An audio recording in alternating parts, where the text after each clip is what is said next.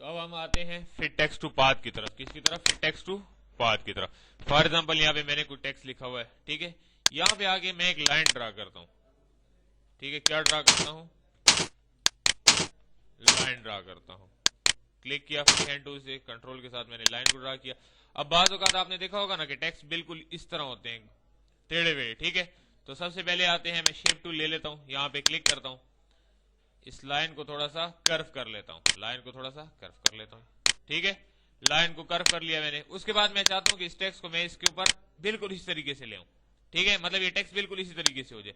तो टेक्स्ट को सेलेक्ट कर लो, टेक्स्ट के मेन्यू में आ जाओ, फिट टेक्स्ट टू पाथ पे क्लिक करो, आपको एक एरो दे देगा। इस एरो को आप जहां पे क्लिक करोगे वो टेक्स्ट उसी शेप में चेंज हो जाएगा। मैं इस लाइन पे क्लिक करता हूं तो टेक्स्ट भी लाइन की शेप में चेंज हो जाएगा। ये देखो, मेरी बात समझ आ रही है ना? अगर आप चाहते हैं कि आप इस टेक्स्ट को थोड़ा सा इससे हटा दें, या आप लाइन को खत्म करना चाहते हैं, टेक्स्ट में कुछ चेंजेस करना चाहते हैं, स्टाइल में सेंटर में लाना चाहते हैं, तो क्लिक करो, इसकी प्रॉपर्टी आ जाएगी। यहाँ पे प्रॉपर्टी में आप इसको सेंटर कर सकते हो। ये देखो, राइट ले जा सकते हो, लेफ्ट ले जा सकते हो, नीचे ला सकते हो, इसके यूं कर सकते हो। मतलब जो भी स्टाइल आप इसको देना चाहते हो यहां से दे सकते हो, ठीक है। प्रीसेट में भी आगे दे, वही जो मैंने आपको एलिप्स टूल पे मैंने जो बताया था आपको, तमाम प्रॉपर्टी इसकी सेम है और एलिप्स टूल की, ठीक है ना। उसके बाद आते हैं, मैं चाहता हूं कि इस लाइन को इससे हटा दूं, तो यहाँ पे हमारे पास एक ऑप्शन होता है distance from path. Distance from path की मदद से हम इसको हटा सकते हैं, क्योंकि अब डिस्टेंस फ्रॉम पाथ का मतलब यह है कि आप इसके और इस लाइन के दरमियान में फासला पैदा करो, इसके और इस लाइन के दरमियान में फासला पैदा करो। तो यहाँ क्या कहता है? 0.0 तो कोई फासला नहीं है, कोई डिस्टेंस नहीं है ना। तो आप ऊपर वाले छोटे से डॉट को क्लिक करो तो 0.5 हो जाएगा इसका फासला। देखो थोड़ा सा ऊपर चला गया ये। बाहर क्लिक करो, बाहर क्लिक करने के बाद इस लाइन को यहां से सेलेक्ट करके आपने डिलीट कर देना है। मेरी बात समझ आ रही है? कीबोर्ड से डिलीट प्रेस करो, ऑटोमेटिकली डिलीट हो जाएगा। अब आते हैं, मैं चाहता हूं कि इसको मैं थोड़ा सा सीधा करना चाहता हूं, वापस सही हालत में लाना चाहता हूं, तो हमारे पास यहाँ पे एक ऑप्शन है align to base line. Align to base line, तो अलाइन टू बेस लाइन का मतलब बेसिस तो बिल्कुल सीधे हो जाएंगे, लेकिन ये वर्ड जो है फिर भी टेढ़ा बेड़ा रहेगा। देखो, तो ये भी एक स्टाइल है अगर आप इसको रखना चाहते हो। अगर आप चाहते नहीं है कि बिल्कुल टेक्स्ट को दोबारा स्ट्रेट कर दें, तो टेक्स्ट में आ जाओ, क्या कहता है? Straight and text, straight text कर देते हैं। उसके बाद आते हैं, क्या कहता है? Writing tool. स्पेलिंग वगैरह चेक करना चाहते हैं तो आप इसके स्पेलिंग भी चेक कर सकते हैं ऑटोमेटिकली। ये देखो, आपको बता रहा है spelling check complete, close spell checker, यानी इसके स्पेलिंग में कोई मिस्टेक नहीं है, ठीक है ना। ये आपने वर्ड में भी पढ़ा होगा, ठीक है। पहले से टेक्स्ट में आते हैं राइटिंग टूल, ग्रामर वगैरह चेक करना है, ग्रामेटिकल कोई मिस्टेक हो तो वो भी आप इसमें चेक कर सकते हैं। रिप्लेसमेंट, क्या कहता है? न्यू सेंटेंस, अकास्मोस इंस्टीट्यूट।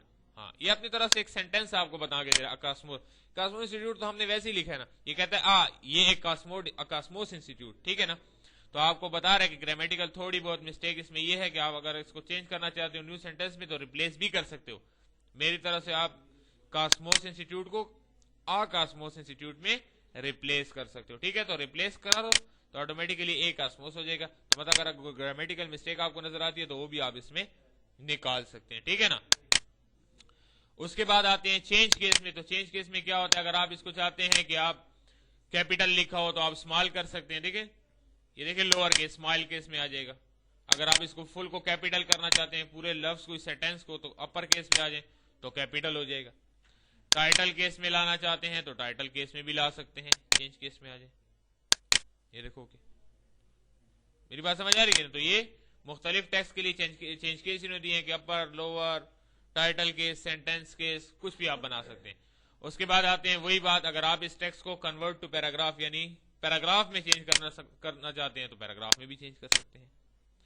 अब देखें, पैराग्राफ में चेंज होती, मैं आपको पहले बताऊं कि ये fit text to frame off था। मैं आपको एग्जांपल देता हूं, देखो ये बगैर पैराग्राफ पे है, तो यहां पे आपको एक चीज नजर आ रही होगी, फिट टेक्स्ट टू फ्रेम, ये बंद है। क्यों? कि ऑटोमेटिकली कोई टेक्स्ट फ्रेम में है ही नहीं, तो चेंजेस वो किस चीज की करेगा। तो सबसे पहले आप इसको पैराग्राफ में कन्वर्ट कर दो, तो देखो fit text to frame on हो जाता है। इसका फायदा क्या है फिट टेक्स्ट टू फ्रेम का? हो सकता है कि जो टेक्स्ट मैंने लिखा है इसकी फ्रेम है, मैं इस फ्रेम को बड़ा करता हूं ताकि टेक्स्ट भी बड़ा कर सकूं, इस फ्रेम को बड़ा करता हूं ताकि टेक्स्ट भी बड़ा कर सकूं। देखो, तो अब ये फ्रेम बड़ी होगी लेकिन टेक्स्ट उतना है। मैं चाहता हूं कि टेक्स्ट भी फ्रेम के मुताबिक हो जाए, तो टेक्स्ट पे आ जाओ। क्या कहता है? फिट टेक्स्ट टू फ्रेम, यानी जितना फ्रेम है उतना इस टेक्स्ट को भी बड़ा कर दो, यानी फिट कर दो उसमें। देखो, तो ऑटोमेटिकली फ्रेम के साथ वो टेक्स्ट भी बड़ा हो जाता है। उसके बाद आते हैं मेक टेक्स्ट वेब कंपेटेबल।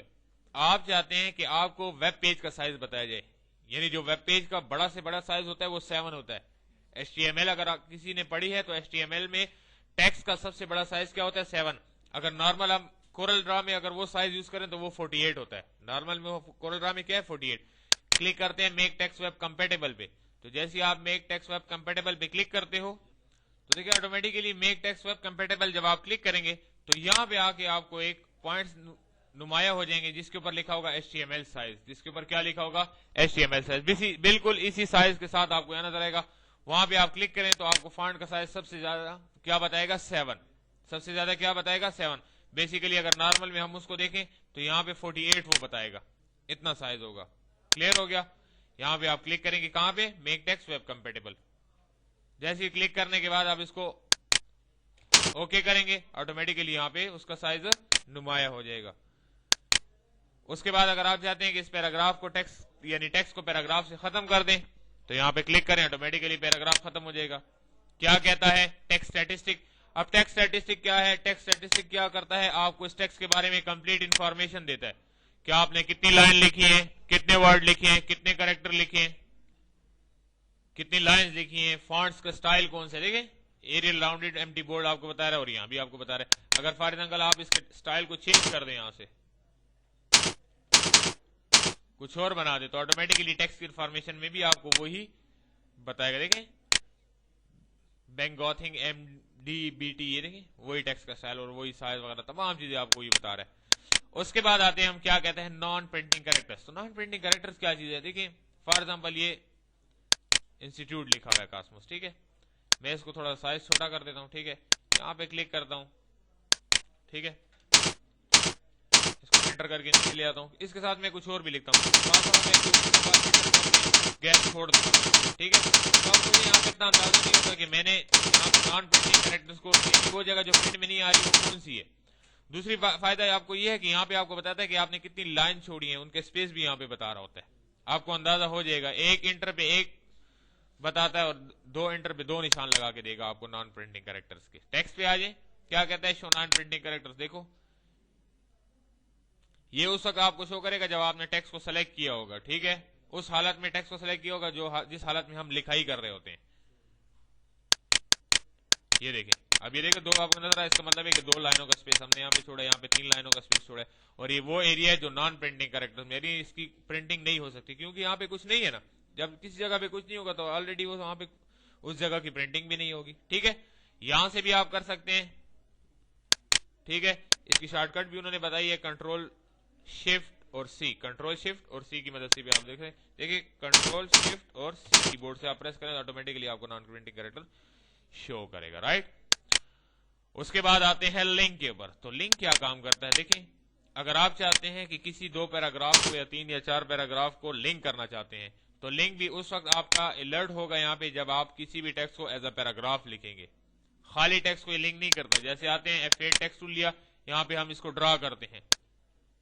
ये देखें एक पैराग्राफ ड्रा किया, दूसरा तीसरा ड्रा किया, चौथा पैराग्राफ ड्रा किया। मैं चाहता हूं कि इन चारों के चारों पैराग्राफ को आपस में लिंक कर दूं। तो लिंक करने से हमें फायदा ये होता है कि एक पैराग्राफ का टेक्स्ट खत्म होते ही वो दूसरे पैराग्राफ में ऑटोमेटिकली इन्वर्ट हो जाता है, कन्वर्ट हो जाता है, वहां पे चेंज हो जाता है। क्या कहते हैं? लिंक।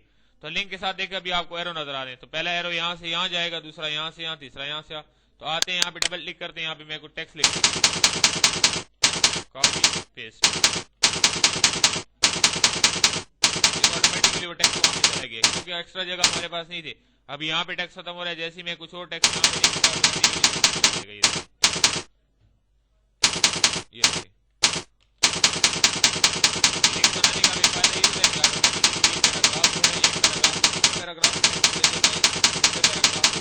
यहाँ पे टेक्स्ट को ले जाते, ठीक है। अगर आप इसका प्रिंट प्रीव्यू देखें तो एक फायदा आपके पास और भी है कि आपको इसकी जो बॉर्डर नजर आ रहे हैं ना ये पैराग्राफ के, ये बिल्कुल डिस्प्ले नहीं करेगा। यानी टेक्स्ट को इसी स्टाइल में प्रिंट भी कर सकता है। फाइल में आओ, प्रिंट प्रीव्यू देख लो, ये देखो। अगर आप लिंक खत्म करना चाहते हैं तो शिफ्ट की मदद से चारों को सेलेक्ट कर लें और अनलिंक कर दें। तो ऑटोमेटिकली जितने भी लिंक के जरिए दूसरे पैराग्राफ में टेक्स्ट आया होगा वो खुद ब खुद ही खत्म हो जाएगा। ठीक है, तो ये है आपके टेक्स्ट मेन्यू, टेक्स्ट के बारे में कंप्लीट इन्फॉर्मेशन।